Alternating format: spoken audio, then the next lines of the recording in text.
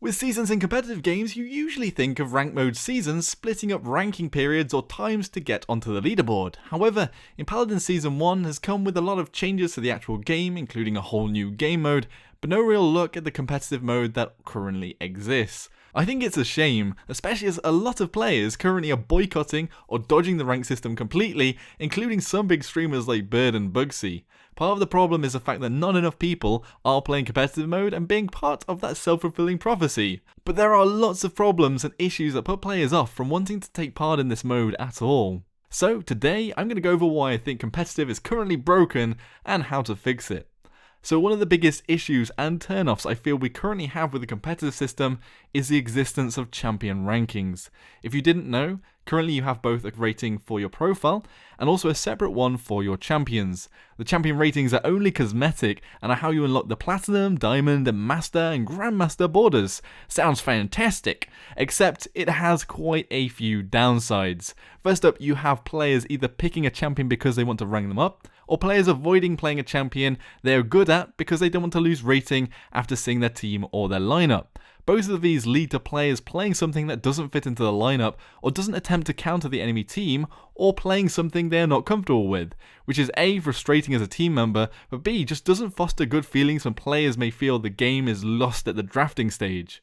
Sure, you can never control the picks of random players, and there is just bad drafting, but this issue just blows up that problem. Next, the problem with the champion ratings, even if they stay, is that they are so wild. So the way the matchmaking rating, or MMR, works is that you start at 3,500 rating base level, and in each win or loss you'll gain and lose rating pretty wildly.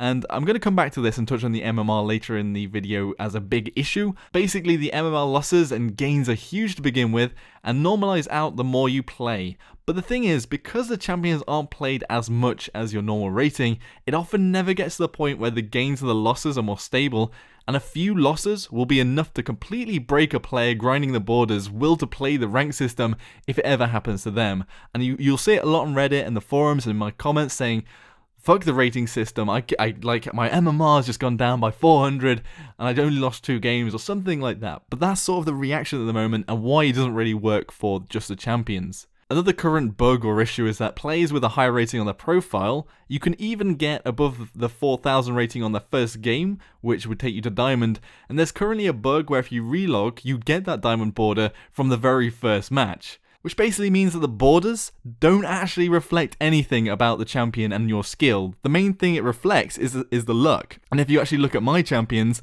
my Victor has like 7-1 wins to losses.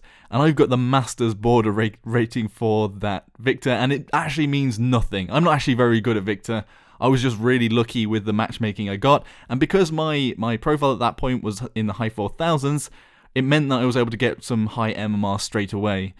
So it is just luck, and it just doesn't reflect skills. So even if you get it, it doesn't actually mean anything. Personally, I think they should take the border out, delete the champion ranking system completely, and apply it to the borders of the players' profiles. So then when you're in the game, on your side you could see the border, but all of the champions would just generally be blank until you pick somebody, and it would just be your player rating rather than your champion rating. I understand that some people do enjoy trying to grind these out, but I just feel the system that pushes people to not react to enemy picks and ally drafting is damaging for a competitive game. And yes, generally at the moment is pretty damn broken. And the reason why this is my first topic is because I feel it puts off new players the most trying to access the rank mode, and because I think it is really a trigger button waiting to happen with the wild rating system at the moment, and especially when you first start out. So the actual big one is the MMR matchmaking rating system currently, and now we don't actually know the full algorithm that Hi-Rez uses for the matchmaking system in the game, as they haven't made it public. And what I say is a lot of speculation, and I may be wrong in some areas. However, there are observed and reported quirks that I don't think help out the game. Also, even if I am wrong, other players are looking at the system with the same eye and coming to similar frustrating conclusions. So currently with matchmaking, like those champion ratings to begin with, you start at the 3,500 rating, and then your gains and losses to begin with are a bit more wild and high, and then it normalizes out with more games played. Basically it's trying to fit you into the correct skill bracket this way, and it does work better on the profile rank because all games count towards it, so you get to that more consistent spot quicker where you're getting more regular amounts of MMR. But there are still some quirks. First, the system doesn't seem to base the amount of points gained or lost on the skill level of your team. In most MOBA games, you're given a base amount of matchmaking points, which is worked out by taking your team's relative rating, an average of that, and your enemy team's average rating. So for example, Dota 2 will give or take around 15 to 25 points to the whole team at the end of the match, and this is based on the difference in level between both teams. If you beat a higher level team, your whole team will get higher points, vice versa. Most games in Dota do give around 20 to 25 points, as most matches are relatively equal. However, in Paladins, the rating doesn't seem to be related to the difference in the two teams, and two team members can receive a different amount of profile rating at the end of a match. Paladins seems at least to prefer win streaks and loss streaks, so basically the individual in the rating system. One example of this, in duo queuing, I played with a player with high 5,000 ratings, and I had high 4,000. And upon losing, I lost significantly more rating than that high level player, which only really made sense in context of their previous wins and losses and my few losses before that game, and just shows that it isn't based on the two teams. And that rating not relying on the difference of the team skills is just not good for a game like this, and even though there is only duo queue, at the end of the day, it is a team game and it should be treated like one. The other problem with this, and also the initial wild matchmaking points, is that it makes the amount of rating points you receive less consistent. Like with Dota 2, you know that if you win or lose, you're going to get roughly 20 to 25 points, and lose around that amount too. Especially to begin with in Paladins, you have no idea how much you're going to get or lose. It means that you can't set your sights at a certain rating and hope to steadily climb to the goal you've set for yourself. Also, it at least from the perspective of players seems that climbing the ranks is a lot of luck in the way the points are presented. Coming back to the player's perspective of matchmaking and ratings, they really ought to show your gained or lost rating in the post-match screen. One way, if it was based on teams, would be to show it above the team as a big green or red number. Either way, removing the speculation would at least stop players from raging on what they might perceive as a broken system, because everyone is pretty much guessing at this point. So summing it all up, my opinion is that a system is needed that after an initial period of placement, say 10 matches, it gives you a rating.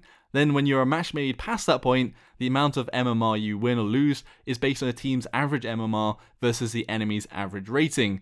So then you'd have a consistent climb that rewards or penalizes a team fairly, and that would help a lot. And having a consistent amount, I'm not saying 25 points is like the milestone for the points earned lost, and because if you have seasons, you might want higher amounts of points and higher amounts of losses so that you can get higher or lower during a shorter period of time. But just something consistent is going to be what's most important at the moment. There is an argument against this though, and with MOBAs, a lot of people complain about something called Elo Hell. Basically you get stuck in one rank, and especially in lower levels, you can't climb out of it, and this pit, as players in your team don't have the skill to consistently win, and things often come down to luck. But in the current system at the moment, you can get lucky and get higher, because of the points are a bit more wild, but again, it is a bit of a lottery, and it comes down to the same thing, that a lot of it is luck. The other thing that they could do is keep the solo mode and add a group mode with stacks of 2, 3, and 5, and have a separate ranking on your profile called the team ranking for this mode. It might be an option to not get stuck in an elo hell as a solo player, and at least you could work on the team rating if you had one, and know it was your team that was losing, and not the luck of the draw that let you down. But going back to the start, it does seem like competitive mode is currently underpopulated, but with improving the comp system, we could get more people into the game mode. We just really need to get rid of those 10 to 20 minute long queues, especially for higher level players. A smaller issue we currently have with the rank mode in the game is that the new champions are allowed to be played in rank mode straight away. There's a few problems with this. A, everybody wants to play that champion and they might be picked just pretty wildly. B, the champion is in a mystery zone with the meta and nobody's got a sort of strategy to deal with them. And C, they might not actually be balanced in the first patch. I think this especially plagues the lower skill brackets, and we can see that the highly mobile flanker Maeve is wrecking casual games and the low to mid tier of competitive mode. She hasn't really been sussed out by everybody in the meta yet, and she hasn't had a look in the balancing pass, even if she isn't going to get one, and I think it is normal procedure for MOBA games to make new champions unplayable in ranked until they are happy that the balance is right, and I think it is even this way in Smite, the other high-res MOBA game, so I'm kind of unsure why they didn't do it here. Finally, like I mentioned at the start, there aren't currently defined ranking systems at the moment, and it is a little unclear on how the reset will work, if at all, with Season 1. But after all the issues with matchmaking and how much the game has changed over the past few months of the beta, I think a hard reset could really give everyone a second chance and might nudge people into the ranked mode again. Those were my thoughts on the current rank system, how they could fix it and generally get more people to play it. Does anyone else have any ideas or thoughts of their own, or do you think I've said something wrong, or any sort of feedback you have, be sure to let me know in the comments section below. If you thought this video had a good MMR curve, smash that like button. If you thought it stunk of elo hell, well, you can hit that dislike button if you really have to. Subscribe for more of my content, and I put stuff out pretty much every day. Thanks for watching, folks, and I'll see you all next time.